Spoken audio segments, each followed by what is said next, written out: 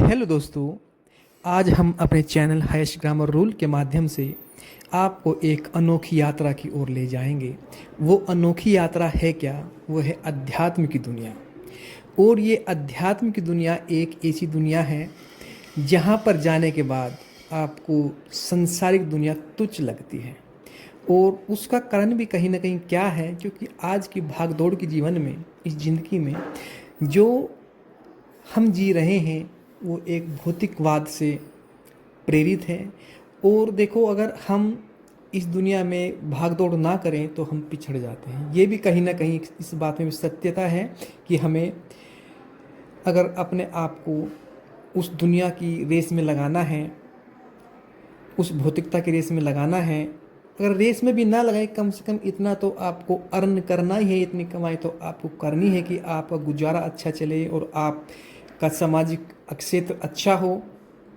कम से कम आप किसी से दब के ना रहें, हर क्षेत्र में आपको कामयाबी मिले। लेकिन कहीं ना कहीं आपको कुछ मंथ में, एक कम से कम एक साल में तो एक अध्यात्म यात्रा करनी ही चाहिए।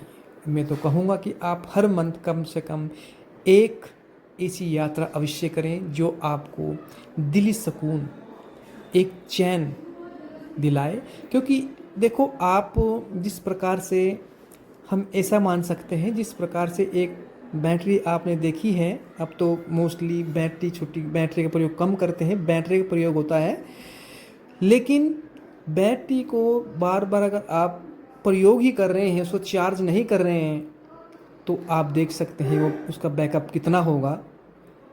2-3 घंटे, 6 घंटे, 10 घंटे, मैक्सिमम 20 घंटे चलने के बाद वो डाउन हो जाएगी। तो इस प्रकार से ही आपकी भी अध्यात्म अध्यात्म जो है आपकी चेतना से जुड़ी। अगर चेतना से ही सब भौतिक कार्य, कुछ भी कार्य हो, आपको मन से आप वो कार्य कर सकते हैं, तब आपकी चेतना जागृत हो। और जागृत कब होगी? जब आप अधिक से अधिक आध्यात्मिक यात्रा करें।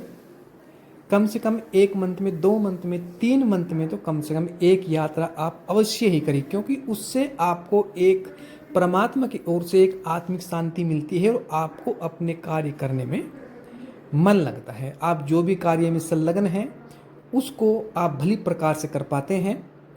और इस बात में कोई दो राय नहीं है। जहाँ पर हम आज गए थे वहाँ पर भोले बाबा का, दुर्गा माता का, क्योंकि दुर्गा माता के अभी नवरात्र कुछ नहीं तो आज ही संपन्न किए। 9 नवरात्र के बाद 10वीं को में 10वें दिन को क्या करते हैं, संपन्न करते हैं, कन्याओं को जिमाते हैं। कुछ ने कल किए, यस्टरडे, और कुछ ने उससे पहले किए। ठीक है, तो कहीं ना कहीं हमारा जो ये प्रेजेंट टाइम चल रहा है, ये वक्त चल रहा है अध्यात्म की, और सभी सराबोर हैं, सभी अध्यात्म से जुड़े हुए हैं। और ये मैं मानता हूँ कि आजकल कहीं ना कहीं सभी लोग अध्यात्म से इतने अटैच हैं, और यही कहीं ना कहीं कामयाबी का एक राज है। और आप अगर वीडियो में भी वही सुख प्राप्त कर सकते हैं जो सुख आप साक्षात जाकर किसी धार्मिक यात्रा पर प्राप्त करते हैं, तो इसके लिए आपको उस भाव के साथ उस वीडियो को वॉच करना है, देखना है और अपने दिल में उसको उतारना है। तो okay guys, thank you very much.